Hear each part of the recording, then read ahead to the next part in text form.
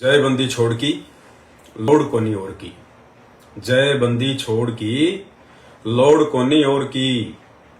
Load यानी जरूरत। साथ संगति से जुड़े हुए सत्सेवक भाई बहनों को अपने पूज्य गुरुदेव असली बंदी छोड़ सतगुरु रामपाल जी भगवान के अलावा इस ब्रह्मांड में, इस सृष्टि में किसी की भी जरूरत नहीं है, किसी की भी आवश्यकता नहीं है। और जिस दिन आत्माओं के ये भाव बन जाएंगे, आंतरिक रूप से, आत्मिक रूप से, मन कर्म वचन से, तन मन धन से, दिलो जान से, क्योंकि अंतर्यामी परमात्मा है, धोखा नहीं दे सकते, वो अंदर से देखता है।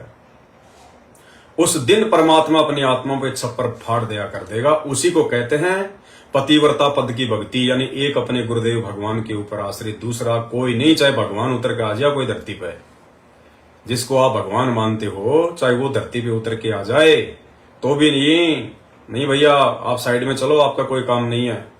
वो दाढ़ी मूछ वाले कबीर की फोटो तो छोड़िए, अगर साक्षात दाढ़ी मूछ वाले रूप में कोई भगवान है और अगर वो आ जाए तो उसको भी हाथ जोड़ लो कि महाराज जी आप हमारे लिए आदरणीय हो लेकिन पूजनीय नहीं हो, रास्ते से हट जाओ, अब आपका काम नहीं है।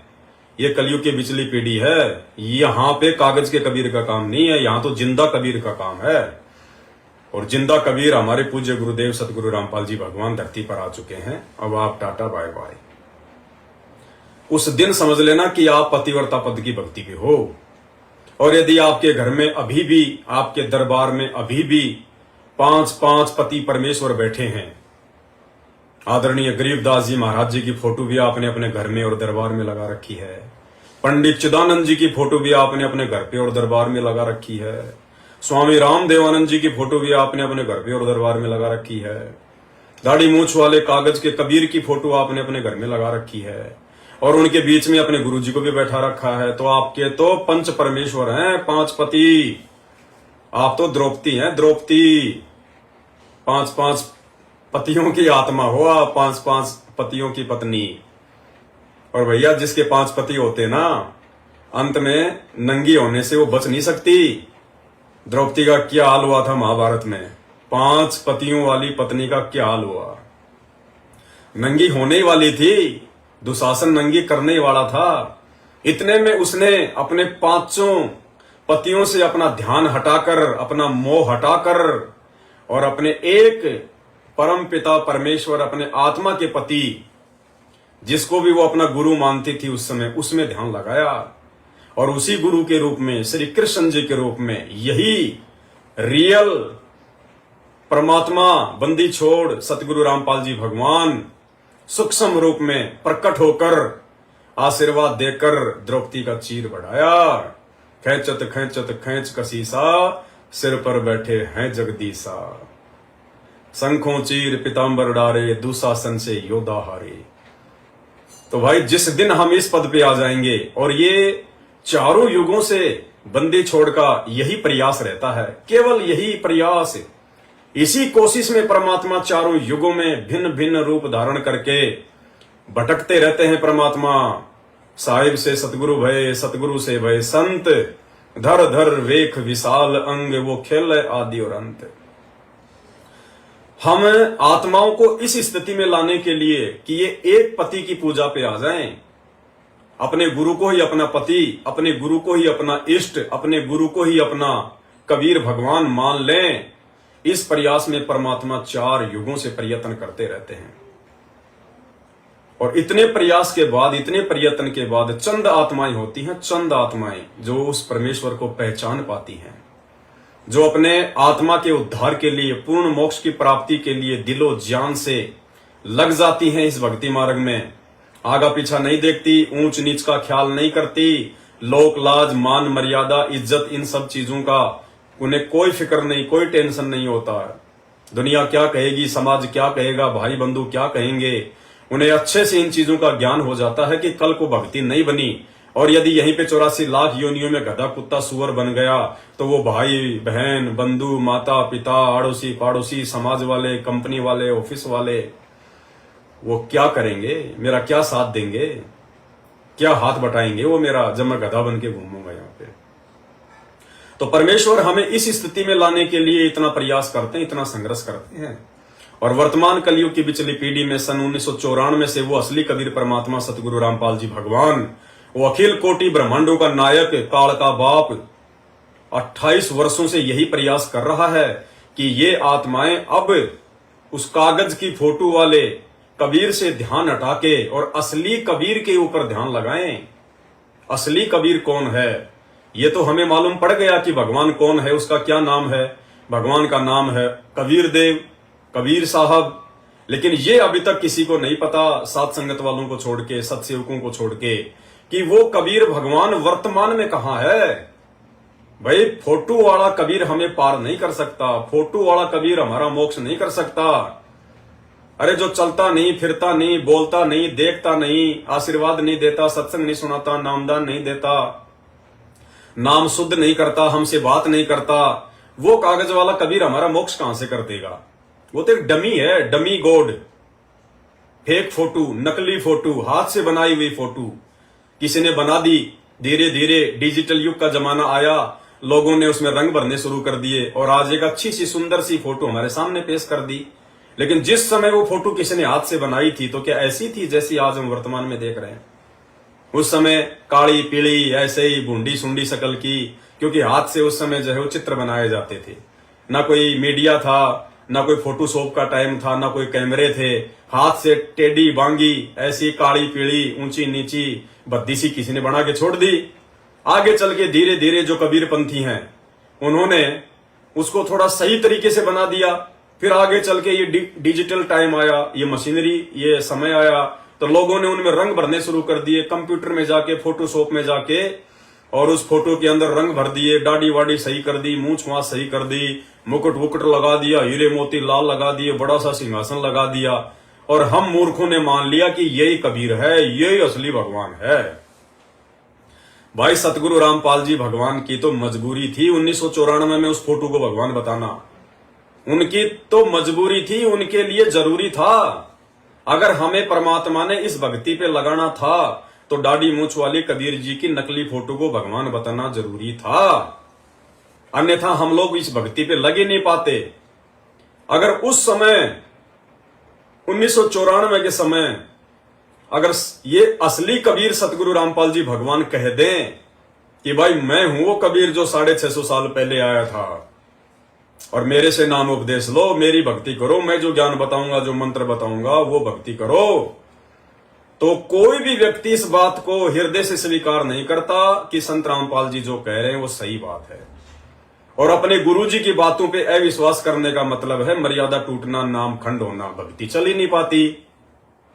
दूसरा रीजन, अगर संत रामपाल जी कह देते उस समय कि मैं ही कबीर हूं, मैं ही कबीर हूं, तो भाई जितने भी नकली कबीर पंथी भगत समाज को डुबो के बैठे हैं, जिनकी 12-13 पीढ़ियां चलती आ रही हैं, धर्मदास जी की, दामा खेड़ा, रांझड़ी, फलाना दिखना, अभिलाष दास और पता नहीं कितने 12-13 जो पीढ़ियां चल रही हैं धर्मदास की, जो नकली कबीर पंथ हैं, आज वो नकली कबीर पंथी उनके गुरु संत रामपाल जी के ऊपर जगह जगह मुकदमा ठोक देते कि साहब इन्होंने कैसे अपने आप को कबीर जी कह दिया, कैसे अपने आप को जो है कबीर कह दिया, कबीर जी तो हमारे वंशज थे, कबीर पंथ के ठेकेदार तो हम हैं, इन्होंने क्यों अपने आप को कबीर जी कह दिया। तो भाई संत रामपाल जी मुकदमे झेलते, तारीखों पे जाते, जेल में जाते, या फिर हम आत्माओं को समझाने के लिए शास्त्र पढ़ाते, हम आत्माओं के लिए गांव गांव जाके पाठ करते, ये सत्संग करते, क्या करते वो। इसलिए भाई उस समय संत रामपाल जी की मजबूरी थी अपने आप को छुपाना। रियल कबीर होने के बावजूद, असली कबीर भगवान होने के बावजूद भी अपने आप को छुपाना। और समाज में जो पहले से चलती आ रही है एक फोटो कबीर जी की, उस फोटो को आपके सामने रख के, हमारे सामने रख के ये कहना कि बच्चों ये है कबीर भगवान, असली भगवान ये है। अरे इतना ज्ञान लेने के बाद, इतना समझने और समझाने के बाद, अगर आज भी हम उस निर्जीव, मुर्दा, बेजुबान कागज की फोटो से ध्यान हटाकर और जिंदा जगदीश सतगुरु रामपाल जी भगवान के ऊपर ध्यान नहीं लगाएंगे, तन मन धन से उनके ऊपर आश्रित नहीं होंगे, उन्हीं को अपना पिता परमेश्वर नहीं मानेंगे, भाई इस कलयुग की बिचली पीढ़ी तो छोड़ दिए, अनंत कलयुग की बिचली पीढ़ियों में भी आप और हमारा मोक्ष नहीं हो सकता, क्योंकि परमात्मा ने अपनी वाणी में एक ही बात कह दी फाइनल, कि गुरु और गोविंद ये दो नहीं भाई, और जब तक जो दो समझेगा वो दोजक में जाही, वो नरक में जाएगा। इससे बड़ी बात और क्या कहेंगे परमात्मा समझदार आत्माओं के लिए। तो आप और हम सभी सत्सेवक भाई बहनों के लिए ये परम सौभाग्य की बात है।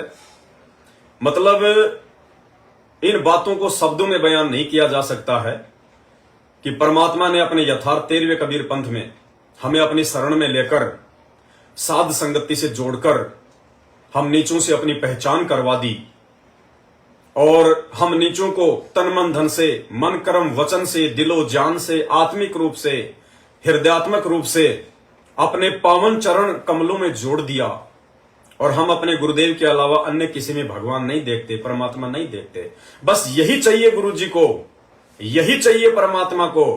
और जो आत्मा इस पतिव्रता पद पे आ जाएगी भाई और बहनों, फिर देखना परमात्मा ऐसे हाथों में रखेगा अपनी उन आत्माओं को, आपत्ति के समय, विपत्ति के समय, संकट के समय, प्राकृतिक आपदाओं के समय, महामारियों के समय, उथल पुथल के समय।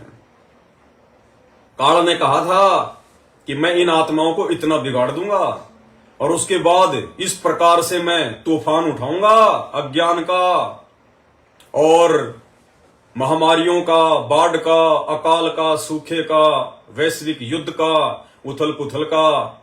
तो काल ने कहा था कि उस समय क्या करोगे तुम? उस समय ये आत्माएं किसके भरोसे रहेंगी? क्योंकि काल को तो ये लगता है कि ये थोड़े बहुत समय के लिए आता है, ये बाद में निकल जाता है, बाद में तो मैं ही हूं यहाँ का राजा। लेकिन परमात्मा क्या कहते हैं कि आग लगी है आकाश में और झड़ झड़ पड़े अंगार, और संत ना होवे धरती पे तो जल मरे संसार। ये परमात्मा इस धरती को एक सेकंड के लिए भी अपनी अनुपस्थिति में सूना नहीं छोड़ता, हमेशा परमात्मा उपस्थित रहता है इस धरती पर। वरना गुरुदेव कहते हैं आग लग जाए यहाँ पे।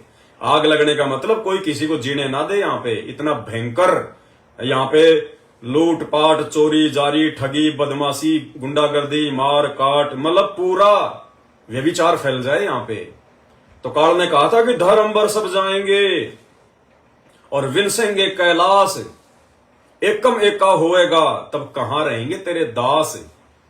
कि आज आप जिनको ज्ञान दे दे कि इतना अपने ऊपर मतलब जो है दृढ़ कर रहे हो ना, उस समय ये कहां रहेंगे आत्माएं जब तुम यहां नहीं रहोगे मेरे ब्रह्मांड में। तो काल ने कहा था कि धर अंबर सब जाएंगे और विनसेंगे कैलाश, एकम एका होएगा, यानी सब उथल पुथल हो जाएगा, तब कहां रहेंगे तेरे दास, ये तेरे भगत तब कहां रहेंगे। तो गुरुदेव ने कहा था कि भाई अब तू बच्चा है, बच्चे को बच्चे के हिसाब से बात करनी चाहिए, फालतू में बढ़ चढ़ के बोलना ठीक नहीं होता।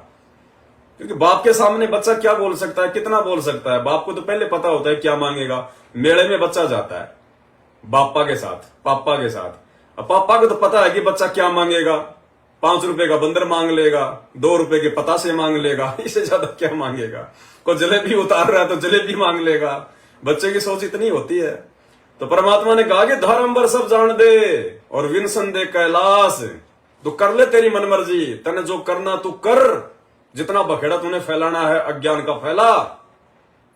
धर अंबर सब जान दे और विनसन दे कैलाश, एकम एका होण दे मेरे आश्रय रहेंगे मेरे दास। परमात्मा ने कहा कि मैं अपने बच्चों को उस समय अपनी पलकों पे रखूंगा, अपने हाथों पे रखूंगा, ऐसे रखूंगा उस महाविनाश के समय, उस तांडव के समय, प्राकृतिक आपदाओं के समय, महामारियों के समय, जिस प्रकार नौका यानी पानी का जहाज पानी के ऊपर चलता है, ऐसे मैं अपने बच्चों को रखूंगा। तो भाई और बहनों, उस समय परमात्मा केवल उन्हीं आत्माओं को इस प्रकार की सुविधा देता है जो उनकी विशेष आत्माएं होती हैं। और विशेष आत्माएं परमात्मा ने बताई, विशेष आत्मा वो होती है जो अपने बाप की आज्ञा में चलती हैं, जो अपने बाप के वचन में चलती हैं, जो अपने बाप के नियमों को नहीं तोड़ती हैं, उनको विशेष आत्मा कहा जाता है। महाभारत कितना भयंकर युद्ध हुआ, उसमें पांडवों की रक्षा बनी और सब दुनिया मर गई। ऐसे ही परमात्मा ऐसी आपत्तियों में कबीर परमेश्वर के बच्चों को, कबीर परमेश्वर की जो विशेष आत्माओं को, विशेष कौन सी होती हैं? जैसे वैसे तो हम कबीर जी के सभी बच्चे हैं, सभी उसी की आत्मा है। कीड़ी, हाथी, कुंदर, राजा, रंग, महादेव, ब्रह्मा, विष्णु, महेश और हम। विशेष आत्मा वो हैं जो उनकी आज्ञा का पालन करके उनके अनुसार चल रहे हैं। जैसे एक पिता की 5-6 बेटे हैं और 2 पुत्र उसकी आज्ञा का पालन ना करके बकवाद करते हैं, कि तो चोरी करते हैं, कि तो लठ बजाते हैं, कोई झगड़ा करते हैं, तो वो विशेष आत्मा उसके बच्चे नहीं हैं। आत्मा में दुख तो होता है, लेकिन वो उसकी आज्ञा से बाहर जा करके है, तो उन पर विशेष ध्यान ना दे करके पिता उनकी तरफ विशेष ध्यान देता है जो उसकी मर्यादा में चल रहे हैं। तो 27 साल से परमात्मा उन विशेष आत्माओं को छांट रहे हैं और इसमें कोई शक नहीं है, कोई संदेह नहीं है। गुरुदेव भगवान ने सात संगत के रूप में, सत्सेवकों के रूप में अपनी उन विशेष आत्माओं को छांट लिया है, उनको जोड़ लिया है।